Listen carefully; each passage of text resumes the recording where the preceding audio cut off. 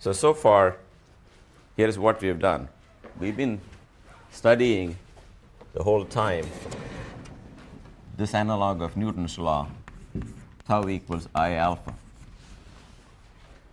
So after teaching you what tau is and what I is and what alpha is, in the early days I concentrated on problems where tau is not zero. That is some object on which some torques are acting, and in response to the torques, the body will accelerate. Then we went to another class of problems where there are no external torques. There are only torques from inside. Excuse me, will you people who come late use the other door? Yeah, you're blocking actually the taping right now. Yes. All right. So today I'm going to consider an extreme case where there is no torque at all. There's no torque. We know alpha is 0 and the angular velocity is constant. But I'm going to take a case where even angular velocity is 0. There is no motion, there is no torque. So you can say, what's there to study? Well, sometimes it's of great interest to us that the object has no angular velocity. Common example is you're trying to do something in your house. You get up on a ladder. You're somewhere there. This ladder should have no angular velocity, right? That's not a trivial statement to a person who is going up there. So you want to ask, what does it take to keep the ladder from falling over? Okay, so that's what we're going to discuss. All right, so let me start with the simple problem and take some horizontal rod like this. And I say, what does it take to keep the rod from moving around? And the first thing you know is the forces on it should add up to 0, because otherwise F equals ma tells you this rod's going to be flying off somewhere. So I've taken a body, a rod of length L, and I don't want it to move at all. So total forces adding up to 0, we know is not good enough, because here is the problem where I apply two forces, equal and opposite, add up to 0, but that doesn't do it. This rod will still rotate.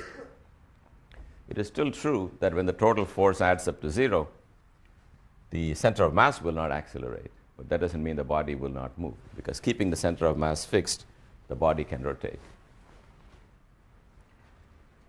All right, so you have to ask yourself, what does it take to keep it from rotating? Then we know that the cause of rotation is the torque. So I'm going to write down now the conditions for a body, a planar body lying in the plane of the blackboard, to stay still and not move. They are that all the forces in the x direction, I is some label, force number 1, force number 2, that should add up to 0. All the forces in the y direction, that should add up to 0. This will make sure the center of mass as a whole is not going anywhere. And finally, to keep the body from moving or spinning, all the torques should add up to 0. So bulk of the lecture today will just be dealing with this condition. So what we're going to study today is a collection of objects that are somehow subject to a variety of forces, but still in equilibrium, in static equilibrium. That means they are not moving. So simplest problem from the family is a seesaw. Let's say that's a point where the seesaw is supported, and let's say we put one kid here applying some force, F1. So F1 is the mg for the kid.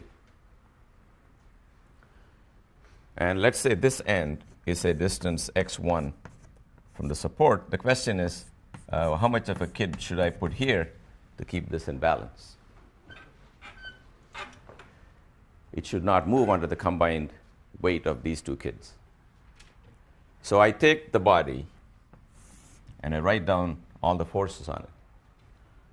So I have F1 coming down here. I have F2 there. Then there is, of course, that cannot be the whole story because the seesaw is not going into the ground. There is the support N, a normal force from the support. And these three forces together should conspire to keep the body in equilibrium. So let's see. So here's what I want you to understand. F1 is known. Let's give it some name. 100 newtons. This distance x1 is also known. That distance x2 is also known. I'm trying to find out what force F2 is needed. So F2 is what I'm trying to solve for. So I write all the equations I know. So horizontally, there's nothing going on. So it's 0 equals 0. In the vertical direction, I have F1 pushing down, F2 pushing down equals n. And that's not going to be enough to solve this problem because I have two unknowns. I don't know n, and I don't know F2. I just know this guy. So that's where the torque equation is going to come in.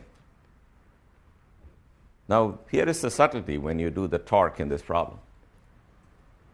So how do you find the torque due to any force? Can you tell me what we're supposed to do? Yeah. Yes, you. Yes. Right. What R should I use for this force? Pardon me? X1? Okay. Why did you choose that?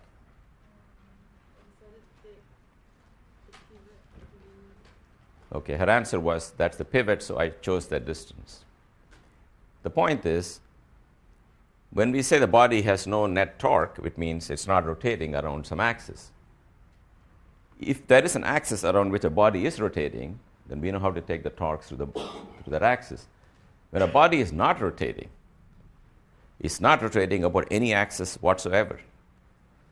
So you can say it's not rotating through an axis I draw through here. So I will take all the torque with respect to that point. Someone else can say, no, it's not rotating through that either. I will take all torques from that point. If you change your mind on where you're taking the torque, then the torques are all changing because in the force time distance, the distances are going to change. So now we have a predicament where for every possible point around which I compute a torque, I will get a condition involving the different forces and the distances from that point. So I can write down an infinite number of equations for each different choice of pivot point. But I only have two unknowns, F2 and n. Two unknowns can only satisfy two equations, not 2,000 equations. So we got to hope that the extra equations I get by varying the pivot point all say the same thing. And that's what I will show you now. I will show you first that if you have a bunch of forces that add up to 0, then it doesn't matter around which point you compute the torque. If it was 0 around one point, it will be 0 around any other point. Suppose I pick some point here, and I take each force, multiply the distance of that force from that pivot point, and they add it up to 0. Now you come along and say, no, I want to take the torque around that point. What you will be computing will be the same force, but to every xi, you will add a distance a, where a is the distance by which you moved your axis. Now, let's open this out. You will find it is fi xi plus a times sum of all the fi's.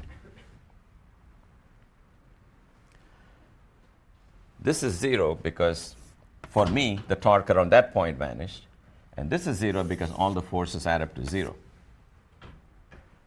In other words, if you find any one point and make sure the torques around that point don't cause, if they all add up to 0, then the torque around any other point will also add up to 0, provided the sum of the forces adds up to 0. And of course, that's the problem we're looking at. So you got to realize that when you take the torque, you may pick any point you like. Now that's where a strategic issue comes up. If you were asked simply to find what F2 is, not to completely solve the problem, which would be also finding what the normal force is. If someone said, just find F2, I don't care what n is, then that's a particular choice of pivot point that is optimal. That choice is the one in which this normal force doesn't get to enter the torque equation. And I think you all know what I mean. Pick that point as the point around which you take the torques, then n drops out. So this is the usual moral when you take torques. Always take the torque through a point where an unknown force is acting, because the unknown force doesn't contribute to the torque equation. So in principle, you can take the torque around any point, and you can satisfy yourself in your spare time. It doesn't matter which point you take. It'll be the more complicated way to solve the problem, because n will come into the picture, and no one asked you what n is. So we pick the point of support. And then, of course, here is the point of support. And what did I have? F1 here, a distance x1. I had F2 at a distance x2. This is the point around which I'm doing the torque, so n doesn't count. Then you get the condition F1 x1 equals F2 x2. From that, you can solve for F2. For example, if this was 1 meter, and this was 6 meters, and this was, say, 10 newtons here, then 10 times 1 has to be 6 times F2. So 10 equals 6 F2, and F2 will be 10 over 6 newtons. I don't want to use n, because n is also standing for the force here. That's how we find F2.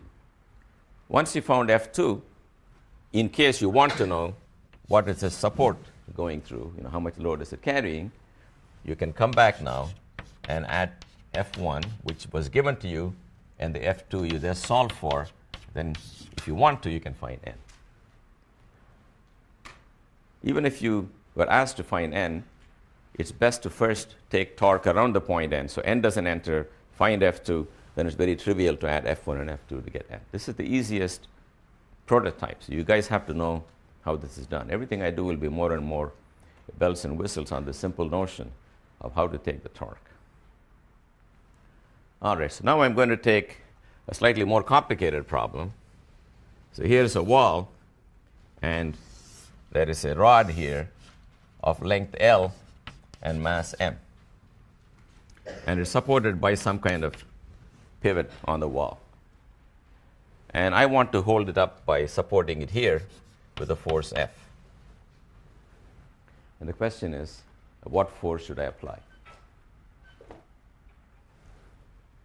Okay, so we know that if I draw the free body diagram of the rod, I have my force F. I have gravity acting down everywhere on the rod. Then the pivot, namely the wall, it can exert a certain vertical force. It can also exert a horizontal force. No one tells you the wall is frictionless or anything, or the pivot is frictionless. So the wall is exerting, in general, a force which is at some oblique angle, which are broken up conveniently into horizontal and vertical parts. What about gravity? And the torque due to gravity is what I want to discuss now.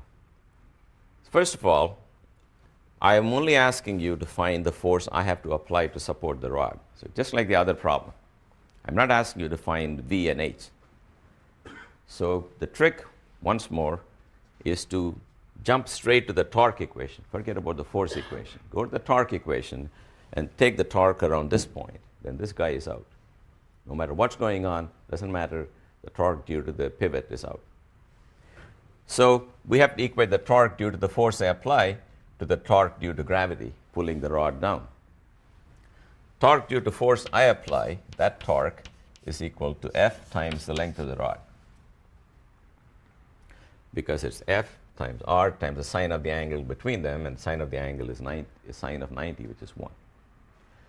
How about the torque due to the pull of gravity? Anybody know what we're supposed to do here? Yep. If you have a homogeneous rod, it should be in the center of mass, and this should be the middle of the... Okay. Now, why is that? Why is it okay to replace the torque by the center of mass? Yep. Either of you can answer, yes. But you could pretend that gravity is only acting on a point mass that's the center of mass. Right, but why am I allowed to pretend? See, we can pretend a lot, but it occasionally has to correspond to reality so that it works. So why is it okay to pretend? That's the correct answer. In this case, it has a uniform density, Right, but if I really wanted to prove it. Somebody has a way to really nail it down and show that it's okay? Yes. So if you like took the rod as a bunch of little like, Thank you. mass, Yes.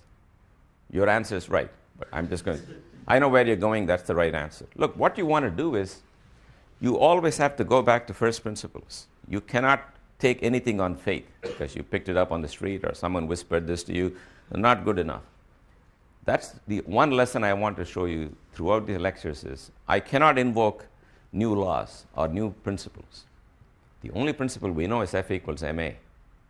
You got to go back to that all the time. Of course, there is the other principle that gravity is an extra force in the body, but this is an extended object.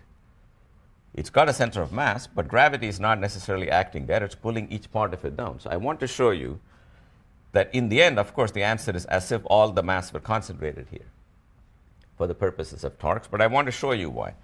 So the trick proposed by this gentleman here, imagine dividing the rod into tiny pieces, each of which is small enough to say it has a definite location xi. The torque, due to gravity acting on that little fellow, is the mass of the little guy times xi times g. Because mg is the force and mg times xi is the torque. You want to sum it over all the little pieces. Sum over I is summing over all the little pieces. So let me make my life easy by dividing by the total mass and multiplying by the total mass. If I stare at this combination, mi(xi) summed over I divided by m, that is the center of mass. So it does look like mgx, where x is the center of mass of the rod. Now, the rod really doesn't have to be uniform for me to say this. It doesn't have to be uniform rod. The mass can be distributed any way it likes. Each mi need not be the same. But it's very important that gravity be constant. We demand that the force of gravity have a constant value over the length of the rod. And it's not obvious that's always true. I mean, if I took a tiny rod, force of gravity is constant. If I took a very big rod, comparable to the size of the Earth, of course, the pull of gravity is varying on the length of the rod. But for all rods in the laboratory scale, that's not an issue, and that's where this result comes from. Okay, so now that we know where the result comes from, we will now apply it in the torque equation. This is the torque due to the force I apply, Fx. That's equal to mg times x, where x is the location of the center of mass now. That is going to be half the length of the rod. I'm sorry, this Fx is Fl. You cancel the L, then you find the force I apply is mg divided by 2. Yep? If the pivot is exerting a horizontal force, how can you assume that the angle between the If the pivot is exerting what force? like if the pivot has a horizontal force, Yeah. then isn't the force you apply is not the horizontal component? But it won't cause a torque.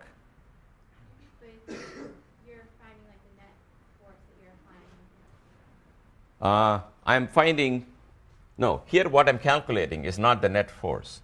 I'm finding the torque around this point due to the pull of gravity on the different segments that make up the rod. No, I know that, but like why can you make it sine 90 and not a sine of the angle that you're applying it at? Oh, but the pull of gravity is straight down and the separation is horizontal. Is that the question now? I want to know about the force you're applying, not gravity. Oh, the force I'm applying. Oh, I'm applying a force here, straight up. Oh, you want to know? Why is it not, why do you call it sine 90? Ah. Well, you're quite right. You're saying we don't know a priori whether the force I'm applying is vertical or horizontal, correct? Maybe that's your question.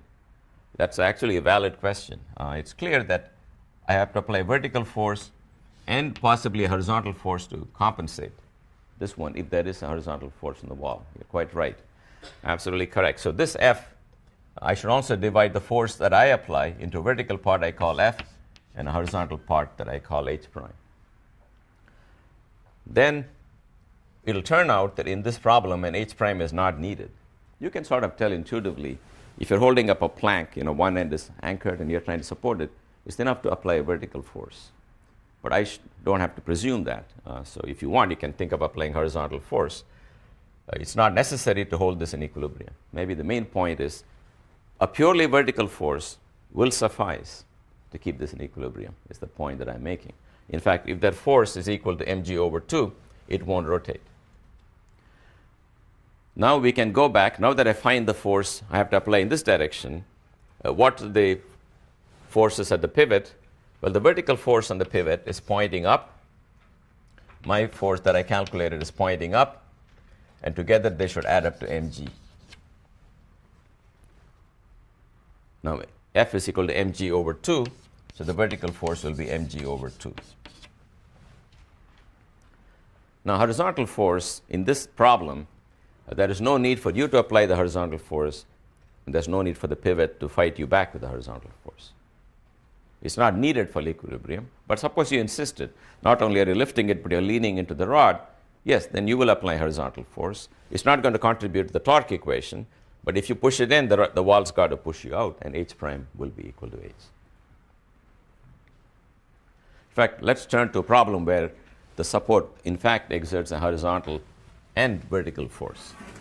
So that's the next level of difficulty. This is one of the standard problems in this section, and it goes like this. Here is a rod, and it's supported by a wire. And the wire has a certain tension T. It's anchored to the wall.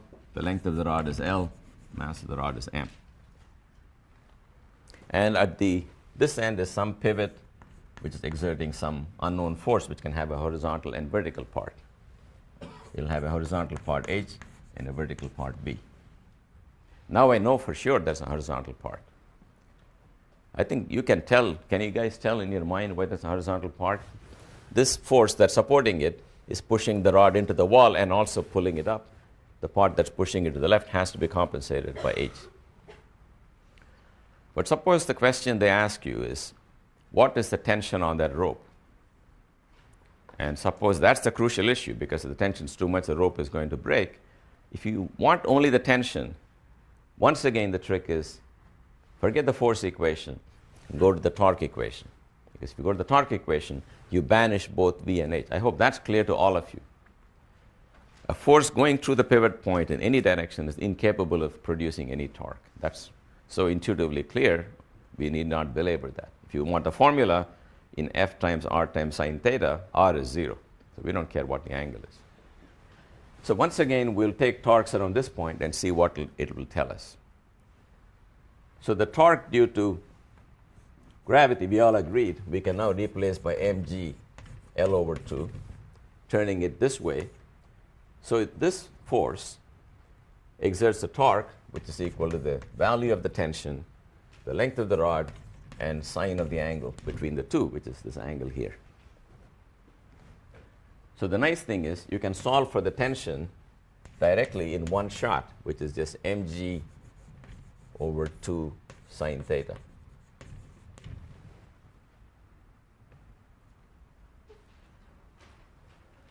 That's why theta cannot be too small. If theta is too small, at some point t will become so large that the string will break. So when you want to anchor a sine, you got to try to take a big angle like that so that sine theta is not too small. So one of the problems you could be asked is, what's the minimum angle so that the rope doesn't break, given that it can support a maximum tension of 1,000 newtons? Well, then you put 1,000 newtons here, you know the m and the g, you solve for the theta at which it crosses 1,000 newtons, and your theta should be bigger than that. Yep? Where do you get the fact that a torque is equal to the force times the distance from the pivot point from? That was the definition of the torque. If you go back, then you got to go back to what we did earlier, and you will find I deduced the other day. I said, maybe I'll remind you how that happened. I'm trying to find the analog of F equals ma. Analog of ma is I alpha. And I said, who is the guy who can play the role on the left-hand side? And I found the quantity that plays the role of I alpha, that's equal to I alpha, is the force times distance times sine theta. Okay? So that's, you got to understand why torque has a sine theta in it. If you want to rotate a body, take any body that you want to rotate. You know, here is rod and you want to rotate it, you pick a point, you want to apply a force. We know intuitively that any force applied along this direction is no use in terms of rotating it. The best way to apply a force of a given magnitude is to be perpendicular to it. But if for some reason you can only apply it at some angle, then this part of the force is good for rotation and that part of the force is not good for rotation. And the sine theta projects out this part. If that angle is theta, then f sine theta is really the perpendicular part of f. So that's how the torque was defined. Okay, so we found the tension here. If that's all you want to know, that's the end of the problem. You got the tension. But you may be asked to do more. You could be asked to now find what's happening at the pivot. Then you got to go back to the forces. So in the horizontal direction, in the x direction, the total forces have to add to 0. So H should be equal to F, which should be equal to tension times cosine theta, because this T has a T sine theta that way and a T cosine theta that way. And this is T cosine theta. So T cosine theta is pushing in, the wall should push out. And now I know the value of T. I put that in, mg over 2 cotangent theta, because that's cosine over sine.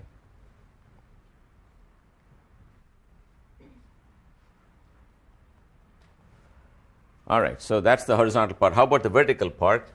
In the vertical direction, upward vertical force plus T sine theta has to be the downward force, which is mg.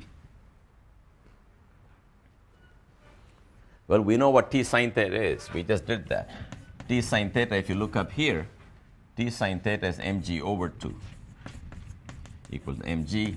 That means V is mg over 2. That means the pivot provides half the support, half the mass. And the tension's vertical part provides the other part. So I will give you a couple of seconds to think about this. This is the kind of problem you guys should be easily able to do. You isolate the rod, you write all the forces on it. So if you want, maybe if this picture is not clear to you, what I have in mind is I pull out the rod and say, why is this rod not turning and moving under all the forces acting on it? Then I write the forces on it. The tension is acting in that direction. The pivot has a vertical force, pivot has a horizontal force, and gravity for this purpose I will replace as acting there. Under the action of all these forces, the rod is neither translating nor rotating. That means the x component of the force adds to 0, the y component adds to 0, the torque adds to 0. If you got 3 equations, you can plug the numbers into any of them in any order you like. In the end, you will all get the same answer. But the way to get the answer most effectively is to take the torque equation, because the beauty of the torque equation is that neither the vertical part nor the horizontal part nor anything to do with the pivot enters that. So bear that in mind. Now you can embellish the problem. I don't want to do that. You can hang a weight here. I don't think that should cause a new problem. Suppose there's an extra weight, a little m, on top of the mass of the rod. I'm actually hanging a weight here. Well, all you have to do when you go to the torque equation is to remember that this weight going this way will provide an extra torque. That'll be little m times g times the whole length of the rod, because I'm taking the torque around that point. You put that in, you solve for the tension T, then go back and again do the force part.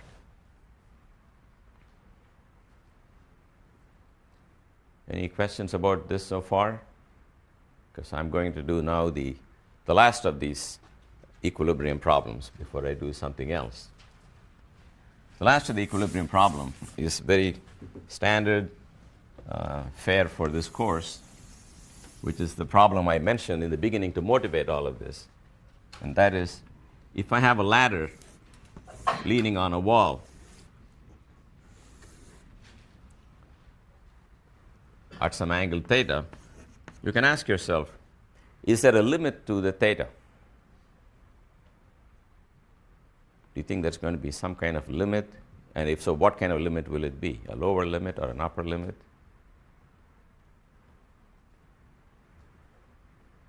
Would you like to guess? A lower limit on the theta? By that you mean what? If theta is less than some amount, what will happen? It will fall. Very good. So for equilibrium, there will be a lower limit on theta. I think it's clear to all of us that if you trying to climb a building and you put a ladder like this, you are asking for trouble, right? Yep. Well, there's also an upper limit if theta is 90 degrees or greater. Look, I agree. You mean 91 degrees ladder like this? Yes, I agree with you. I don't recommend that either. So are you a mathematician? Because they always find out something wrong in anything I say. I say, good morning. They say, well, not quite, Let's look into this. Philosophers, even more difficult. What is good? What is morning? It's morning here, it's nighttime in California. But look, every time I make up an exam for a question, I run it by a lot of students or a lot of TAs, because when I'm talking to you, I have a certain notion of what I'm talking about, but the same words can mean something else, and quite often I am tripped up by this. Though this is the first time this question has come up. So you learn something every day. All right. Anyway, let's say we are going to limit ourselves 0 to 90, and what angle can it take? What's the minimum angle? What do you think is going to control that angle? Yep. Yes. Between the what? Right. Okay. So, in fact, it turns out even the coefficient of friction with this wall may help, but we are going to rely on a problem where the wall is frictionless and the floor has a friction. And it's got a static friction mu, which I'm just going to give to you. So here is our challenge now. We want to see why this rod is not falling. So let's just write down all the equations. So whenever you get any rotation problem, rule number 1 is don't panic. Just write down the 3 great conditions and it'll all happen. The first condition is, zeroth condition is draw all the forces on this guy. So what forces do you want to draw? I think we have learned over and over, mg can be assumed to be acting in the middle of the rod, center of the rod. The wall is very important. If it's a frictionless wall, then the only force it can exert is perpendicular to itself. That's the meaning of frictionless. You cannot apply a force along the length of the rod. So let's give that name W for wall. I come to the floor now. The floor is exerting a force N, standard name for normal or perpendicular. Then it's exerting a frictional force F, which will be inward.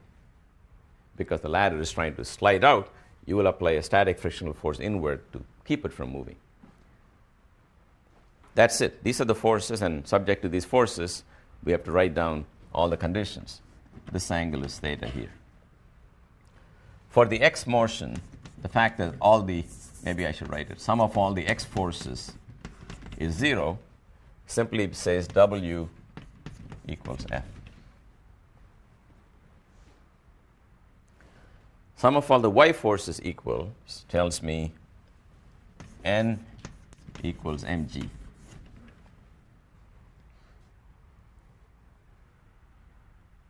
Right. All that is left is the torque, and that's where you have the choice. You can take the torque around any point you like. You can take that point. In fact, you can take a point here. Okay, if you want to really punish yourself, you can take a torque around some crazy point, and then N and F will all come into the problem, and you will have to work that much harder. So the trick again, take the torque here. Then N and F are gone, and what do I have? I have mg trying to rotate it this way, I have W trying to rotate it that way. I'm just going to balance the magnitudes of the two torques. So what equations will I get? For W, it is W times L times sine theta. Now here is where you shouldn't simply write it down. You got to make sure that you would have written this down. Going back to the definition of torque, force times distance from the pivot point times the sine of the angle between the force and the line of separation. W is the force. The distance is L, the length of the ladder. And this theta and that theta are equal by some theorem we learned in high school, that if you got two parallel lines, the angle is the same. So the sine theta you want to use is that. That's the torque. That's the torque due to the wall. The torque due to gravity is mg L over 2 cosine theta. Now, why did I write cosine theta? Am I making a mistake?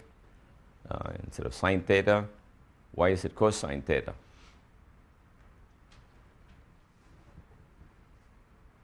Yes? Because that angle it makes with the ladder is the complementary of theta. Yeah. So let me repeat the answer. When you write torque as mgl sine theta, that theta is not some fixed angle that somebody drew in the diagram. It varies from force to force. It's the angle that force makes with the line connecting the point of application of the force to the point of rotation. So mg is acting here. You want the angle between the direction of mg and the direction of the line of separation, which is this angle. So you really want the sine of this angle, but sine of that angle is cosine of this angle. So you can cancel that. So I find W equals mg over 2 cotangent theta. Just the torque equation tells me that's the W I need. So the wall's going to push out with that W, and you better be able to fight that. To fight that, that W should be equal to F, which is what we got here. That's fine too, but now we have a restriction. F cannot be arbitrarily big. F is less than or equal to the coefficient of static friction times the normal force. Yep? Could you explain why we use the cosine theta? Yes. So I want to find the torque due to the force of gravity acting there with respect to this point. By the definition of the torque, you take the force, you join the point of application of the force to the point around which you're doing the torque, and take the angle between those two lines. So it's really that angle, which is not the theta here. But if I draw the picture here, you can see this is theta, this is 90 minus theta, this angle that I want. But then sine of 90 minus theta is cosine theta. And that's why you use that. Sine of 90 minus theta is cosine theta, because when you change theta and 90 minus theta, what's opposite becomes adjacent, and what's adjacent becomes opposite. In any right triangle, if that's your angle, that's called the adjacent side. But if that's your angle, that's called the adjacent side. So sine and cosine exchange places when theta goes to 90 minus theta. All right, so coming back again, I did this cancellation. I got that to be equal to the force of friction, but that's bounded by this. But I know N equals mg, so bring this equation here. So that's equal to mu s times mg. So I have the restriction that mg over 2 cotangent theta. So let's compare that to that, and we find the restriction that mg over 2 cotangent theta less than or equal to mu s times mg. You cancel the mg, and you find cotangent theta has to be less than or equal to 2 times mu s.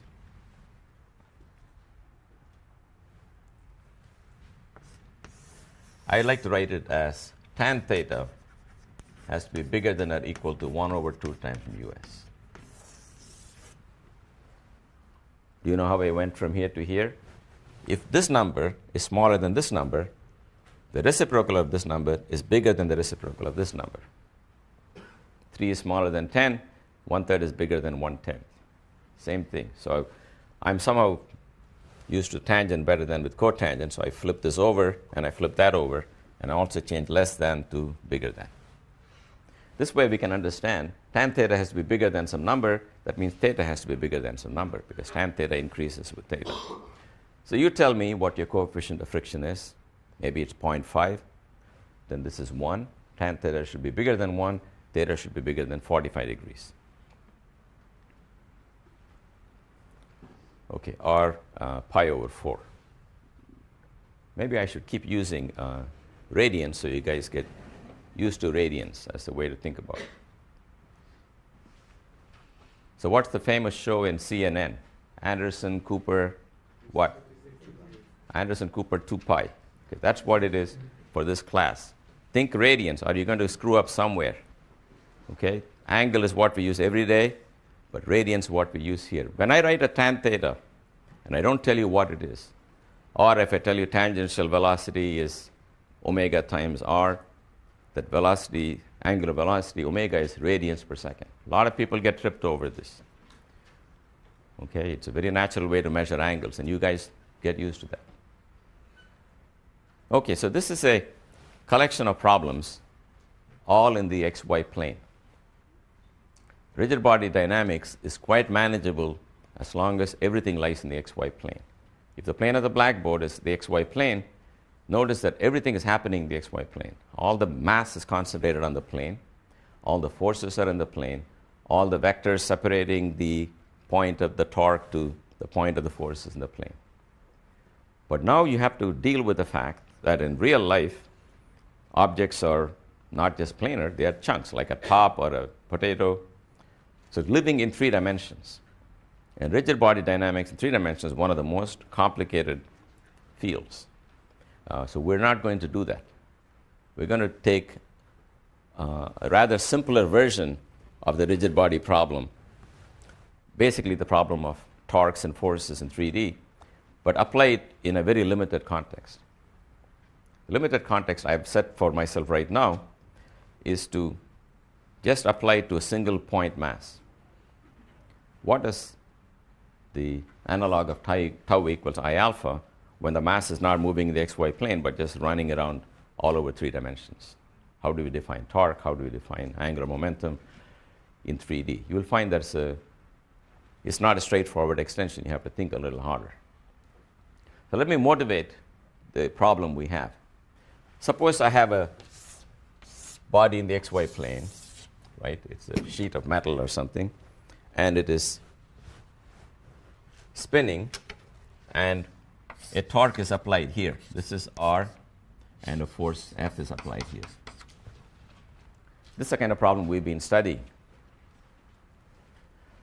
We know that the torque, in this case, is going to rotate it in a counterclockwise direction. If the forces are opposite, it will rotate in a clockwise direction. So whenever I did a torque calculation, the torque was either plus something or minus something. Plus meant counterclockwise, minus meant clockwise. If I got 10 different torques, I just add up all of them with proper attention to plus and minus signs. But now imagine that this body is actually, you don't even need a potato for this. Just take the same flat sheet, but it's now not living in the xy plane, but floating somewhere in space, and somewhere there on its surface is a force pulling it with a separation r. What does that torque do? The torque will certainly provide a counterclockwise rotation, but around this axis, piercing the sample. So we know it's counterclockwise, but it's not enough to say it's counterclockwise, because in this problem, it is counterclockwise around that axis. So when a body is rotated in more than 2 dimensions, the body will tend to rotate around an axis, either clockwise or counterclockwise, but the axis itself has to be specified. As long as your body was stuck to the xy plane, it had to rotate around the z-axis. I'm just telling you, if you liberate the condition and throw it in free space like a frisbee can rotate at any instant. Here's a flying frisbee, is rotating around some axis. So in order to say that the torque is producing rotations, we want to characterize not only the magnitude of the torque, but also tell you the direction in which it will produce rotations. So there is a trick we use. The trick is, we are going to somehow indicate that the effect of this torque is to produce a rotation around that axis. So we are going to introduce a new vector, tau. Tau, which was so far a scalar, is going to be now promoted to a vector. And the vector will be denoted by this symbol called the cross product. But I will now tell you how to get tau as a vector. We know R and we know F. But the torque, we suddenly learn, is actually a vector. So, well, if it's a vector, it needs a magnitude and it needs a direction. The magnitude of the vector is the old thing, FR sine theta. I hope you people understand that in 3 dimensions, even in 3 dimensions, if R and F are 2 vectors, they can move around like these 2 fingers, they define a plane. And in that plane, there is a clear angle between these two vectors. That's the angle I mean. So here is the vector r. If you want, extend the vector r like that. That's the theta I'm talking about.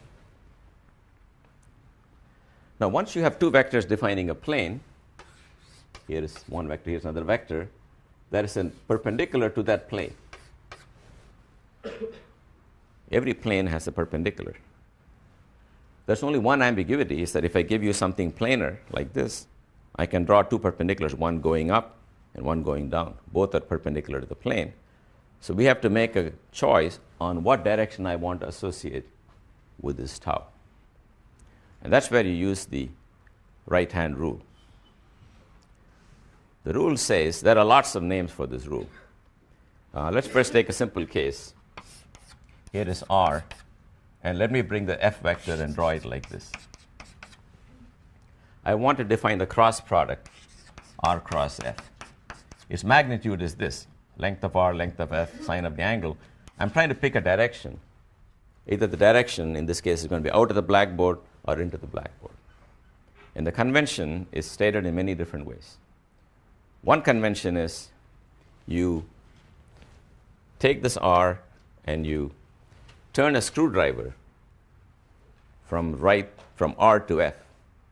Okay? You guys imagine in your mind, take a screwdriver, turn the screwdriver from r to f. Which way will this? That's right. You see? That's what all the rap guys are doing. They're trying to use the right-hand rule, because the right-hand rule says that if you have an r and if you have an f, that's the torque. I've not followed the lyrics very closely, but I believe they're muttering something about forces and torques. All right.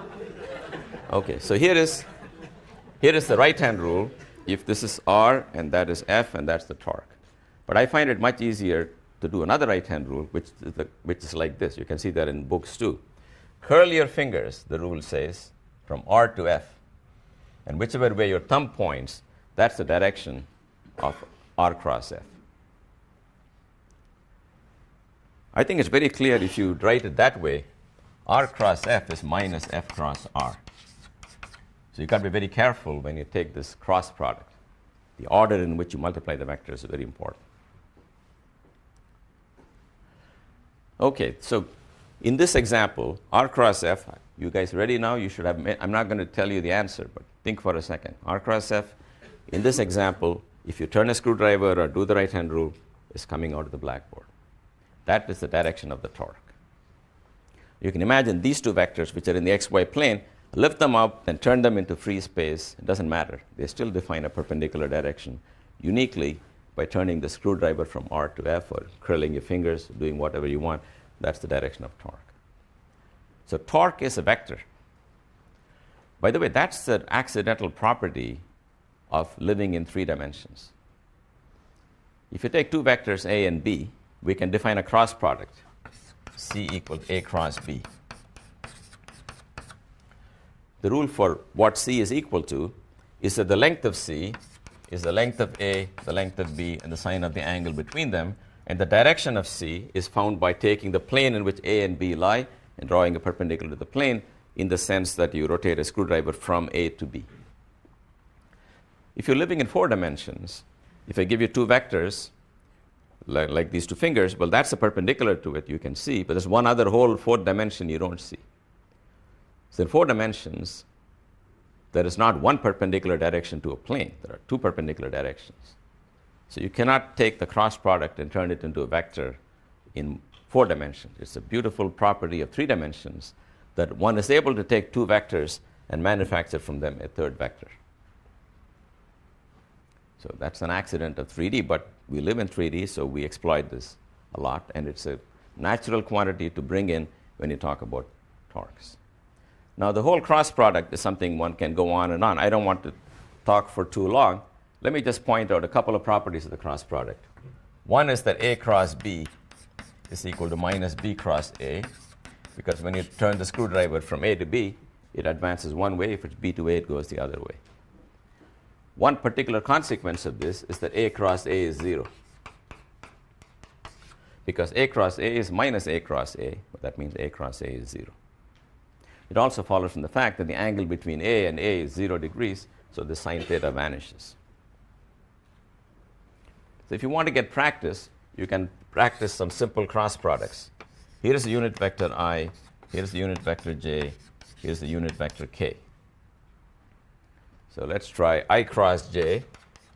So I cross j is a vector perpendicular to I and j, namely pointing in the z direction, whose length is equal to 1 times sine of 90, which is 1.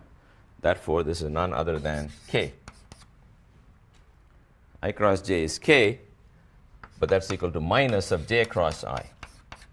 If you went from j to I, you turned a screwdriver from j to I, the screw will go down the z-axis. So I cross j and j cross I are opposite of each other, and I cross I is 0. By the way, you will find with your hands, one turn would be easy, other would require all kinds of contortion. So what I suggest you do it for the easier one and then flip the sign. Because I saw you going through some unnecessary torment in the front row. I have the same problem. I've seen people doing, at my age, I should even be doing the cross product because you're going to end up in the hospital. So anyway, it's a game for the young. You can do the cross product your way, but one day you will learn to follow my way, which is do the easy product, then turn the sign around. All right, so I don't want to spend too much time, but let me just mention one thing because it's a homework problem. Remember the dot product, I said, is A dot B, is length of A, length of B, cosine of the angle between them. But I told you another way to do A dot B, AX BX plus AY BY. You get that by writing A as I times AX plus J times AY, likewise for B, and taking all the different dot products you get when you open out the brackets. That's where you get AX BX plus AY BY. There, because I dot I is 1 and J dot J is 1, and I dot J vanishes for the dot product. Cross product is exactly the opposite. If you write I times AX plus J times AY plus K times AZ, cross product with similar things for B. I times BX plus J times BY, etc., K times BZ. There are, in principle, 9 terms you can get in the cross product. 3 of them will vanish because when you take I cross I, you will get 0. When you take I cross J, you will get something. When you take J cross I, you will get minus something. You put them all together. I won't do this now. It will look like I times AX BY minus AY BX plus J times something and K times something. I don't need this, so I'm not going to dwell on this. It's good enough for our purposes to know the cross product can be visualized as a vector perpendicular to the two vectors forming the product and of length equal to length of A, length of B, sine of the angle between them. Okay, so why did I introduce a cross product? Well, here is the point. I've introduced torque as R cross F. I hope you know what that means. If a force is acting at the point with vector R, measured from some origin, the torque due to that force is R cross F. Now I'm going to introduce, for a single point mass, somewhere here, an angular momentum, which is also going to be a vector. Previously, angular momentum, I omega, is not a vector. You just say it's spinning clockwise or counterclockwise. Now, for a single point mass moving in some direction, I'm going to introduce the angular momentum to be R cross P. This is an inspired definition, and you will find it's a good definition because things will work out. What's the first thing I want this definition to satisfy? Anybody have an idea what we expect? What relation do I expect between torque and L? L be the derivative of torque. Torque should be the derivative of L. Right, yes. Right. So, were you going to say that? So, I expect if things are working out, tau should be dl dt. So, let's see what dl dt is. The rate of change of angular momentum is going to be dr dt cross P plus R cross dP dt. Just use the rule of calculus. When you got a product, you take the derivative of this and then the derivative of that. But dr dt is the velocity cross momentum plus R cross the force. Because rate of change of momentum is the force. Now this guy we like. That's the torque. This guy we don't like. But that will be 0. So You know why that is 0, V cross P? Because when you multiply velocity times the mass times velocity, then the velocity cancels out somehow. No? Yes? Because P is equal to mv, where v is the same velocity. Right. So velocity and momentum are parallel. They're just connected by a number m. But if you take two parallel vectors, the cross product will vanish because sine theta is 0. So luckily that drops out, and we do have this very nice result that if I define angular momentum this way, then rate of change of angular momentum is the torque, but torque was defined as r cross f.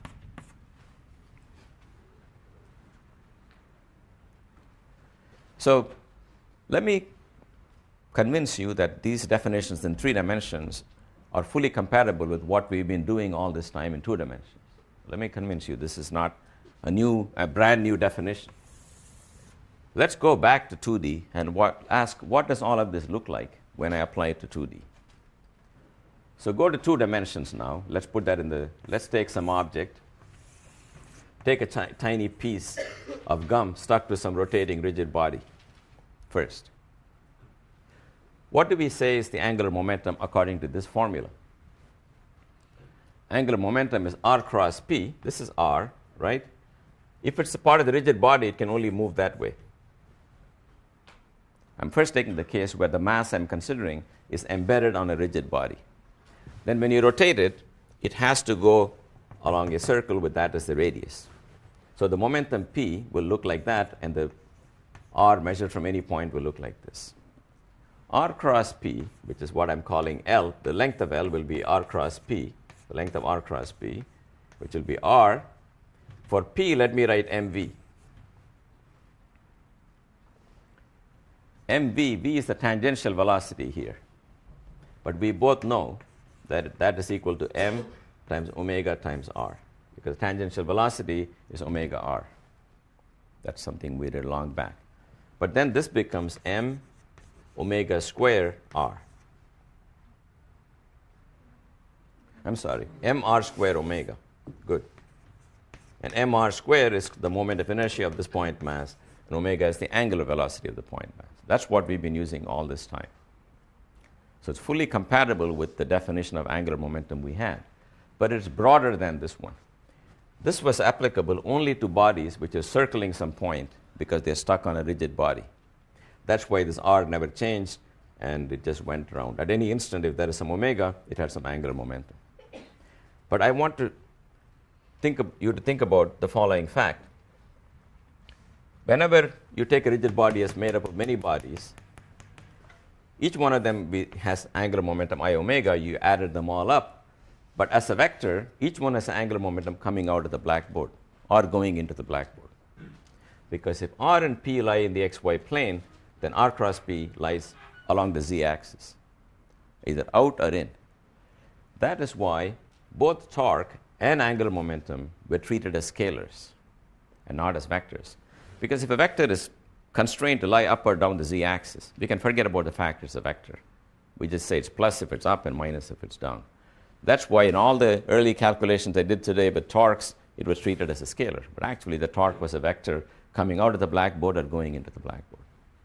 Next, I've shown you that the angular momentum you get by this definition when applied to a rigid body, to a tiny speck on a rigid body, is the same as the angular momentum we've been using. But now I want you to think about the following notion. Here is the xy plane seen from the top. There is some body which is rotating. There's a speck on that body, for which the angular momentum written as r cross p was I omega. But the speck now flies off. It breaks loose and takes off. Does it still have angular momentum? If you're doing rigid body dynamics, you may not be so sure whether or not it has angular momentum. Because angular momentum we think of as coming from going round and round something. Well, this guy is not going around anything, right? Because it's been liberated, it's taking off like this. But if you take my definition that angular momentum is r cross p, you'll find that it has angular momentum even when it's here or there or anywhere else. And in fact, it has the same angular momentum. So I want to tell you why. When you are here, let's take it an epsilon before it took off from this rigid body. It was still stuck to the rigid body. then the momentum was in this direction, r was in this direction, and the angular momentum was r times this momentum p. What when it's come here? When it's come there, r is this bigger vector r, p is the same vector p.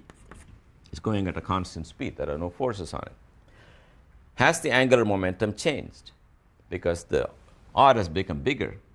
But we don't want just r times p. We want r times p times sine theta. But r sine theta is in fact, theta is the angle between p and r. R sine theta is that perpendicular distance. That is not changing. So maybe I'll draw a better figure so you understand what I mean. Take a body in the xy plane. It is just moving like this at constant momentum. What's its angular momentum is what we are asking. The easiest time to compute the angular momentum is when it's here. Then the angular momentum is that distance r times the momentum p times sine of 90, which is 1. If you are over here, then what happens is p is still the same vector p. R looks like a longer vector, but this theta here, if you put it in, r sine theta is still the perpendicular distance.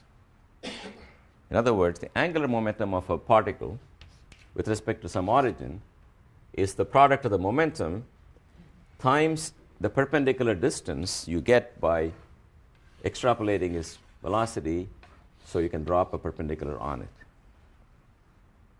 Draw a line through the momentum and drop a perpendicular on it from the origin. That distance times its momentum is the angular momentum.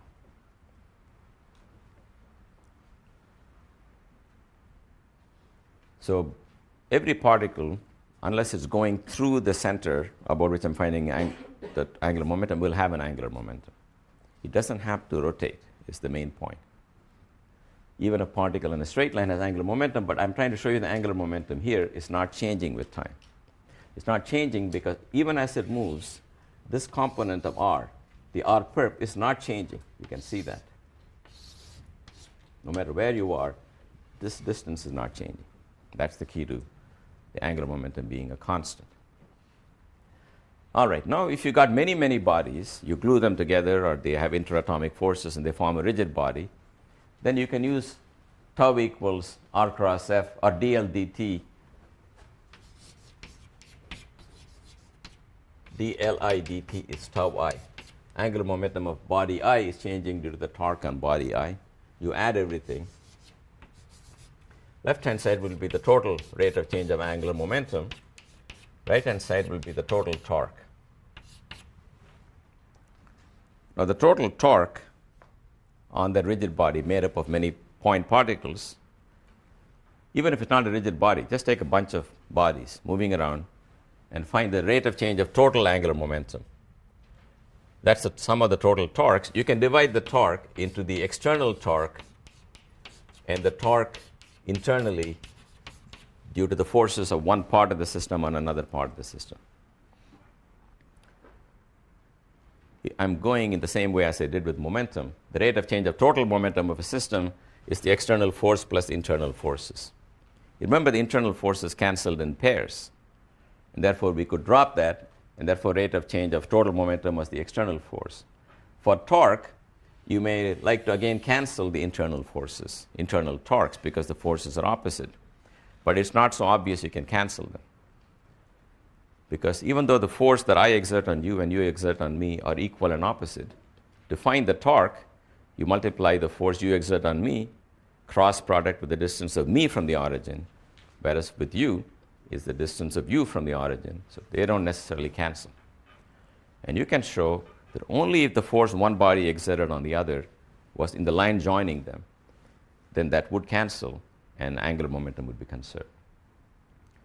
So angular momentum conservation requires more than just usual momentum conservation. Only if at a microscopic level, forces that bodies exert on other bodies is in the line joining them is angular momentum conserved. Fortunately, that turns out to be true for every force we know. Gravitation, Coulomb's law, electrostatic forces, all of them have the property that A exerts a force on B in the line joining them. So let's take that for granted and then do the last problem I want to do for you guys. which is the gyroscope.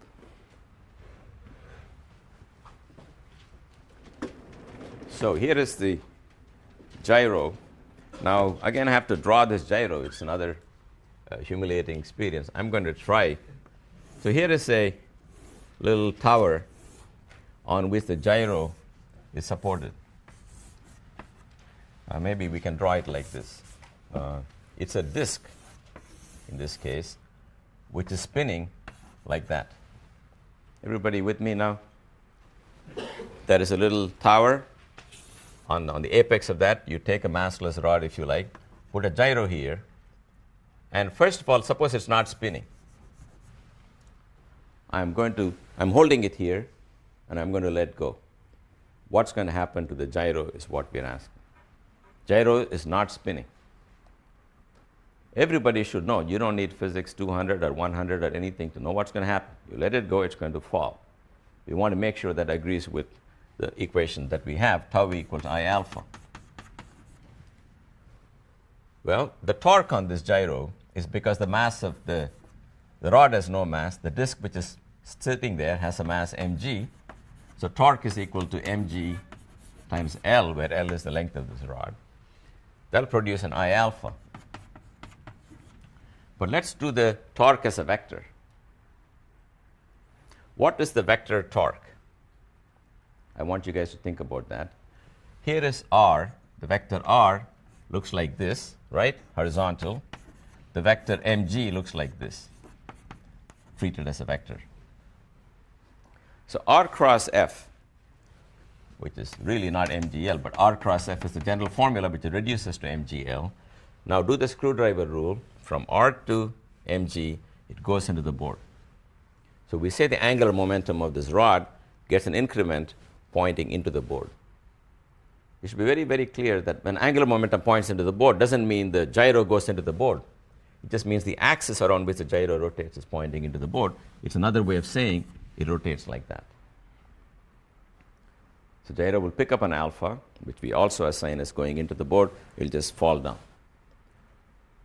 So if you take a gyro and it doesn't occur to you to spin the gyro, you might as well get a piece of stick with an orange at the end. What makes a gyro interesting is the following fact. You can spin the gyro now. Now it's a different ball game. Suppose the gyro now has an initial angular momentum. Which way is it pointing? It's the first thing you got to understand. This is a spinning disk. Every part of it is spinning, and the angular momentum of every part, if you do R cross P, will all point outside. So one way to find the angular momentum of a spinning disk is to have your fingers curl along the direction of rotation, and the thumb points in the direction of angular momentum. So gyro has an angular momentum L pointing that way. Let me look at the top view of this gyro. The top view of the gyro is like this. This is the top of the tower. Here is my gyro. It is spinning as seen from the top like this. And it's got an angular momentum L in this direction. Okay, this is a pretty dicey thing, so you may have to go home and read it again. I don't know how much I can do right now. But now let us look at the impact of the gravitational torque. The angular momentum change, delta L, is equal to tau times the time delta t. We agreed was going into the blackboard. That means this L is getting a little contribution, delta L in that direction, and that just means the gyro is going to come to that location. So what happens is, if you have an L to begin with, you add to it a delta L like this, you get the new L plus delta L, which is just the rotated L. That's why the gyro doesn't fall. It does get an angle. See, if a static rod got an angular momentum going into the board, it really means it's falling down like this. But if a rotating gyro got an angular momentum on top of an existing angular momentum, the new angular momentum is now just a rotated angular momentum. So when seen from the top, the gyro will be doing what's called a precession. If you support it, it will just slowly go round and round with this tip here. Now, does this remind you of anything you've seen before? Yep. The Earth rotating around the sun. Right. When we did the Earth rotating around the sun or any satellite going around, it was the same thing. Here is an apple. If it's not moving, the force of gravity acts on it, causes an acceleration toward the center. That means what you and I think it means, falling toward the center. But if you take an apple with a huge velocity to begin with, add to it an acceleration toward the center or a tiny increment of velocity in this direction, you just give it that velocity, and that's the velocity it has when it has come here. Same thing with the gyro. The gyro does get the same angular momentum, delta L, that it would whether or not it was rotating. But in one case, you add it to 0 and conclude it's going to fall down. In another case, you add it to L and conclude that it will rotate. So gyro is constantly trying to fall down, but it's chasing itself, just like this is constantly trying to fall down and changing itself. So last thing I want to calculate is the rate at which it goes round and round. That's pretty easy calculation. I will do that and I will let you go. So let's ask the following question. Here is a gyro whose angular momentum is L. Little later, L plus delta L looks like that. This is delta L. And it rotates an angle delta theta in some time delta t. Then, just from the radians business you've learned, I think you guys know that delta L is L times delta theta if theta is in radians. That's why I'm cautioning you, always think in radians. So if you rotate a vector by an angle delta theta, that segment for small inner segments is L delta theta. So divide both sides by the time over which it happens. Delta L over delta t on the left-hand side is the torque, and this is L times what's called the precessional frequency, omega sub p. That's what we're trying to calculate. So the precessional frequency in this problem is equal to the torque divided by angular momentum of the gyro.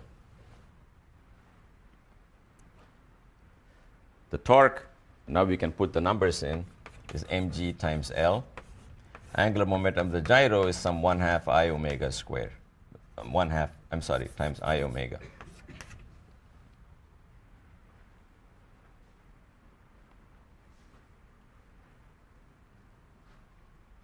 Okay, so this is, unfortunately, we don't have the ability to demonstrate anything in this room. But if you looked at the stuff we have in Sloan, if you take a big gyro and you spin it, you suspend one end on the tip of a tower, and it's spinning like this, you attach some weight to it, you will find it starts going around. If the gyro is not spinning, it will just fall down. If it's spinning, it's got an angular momentum in that direction, to which it gets an increment in that direction, so it goes on rotating. And if you add more weights to the gyro, it will rotate faster, because if you add more weights to the gyro besides its own mass, you will increase this quantity. All right. So we are done with the nasty part. So next week we start relativity so that you guys can get something more contemporary.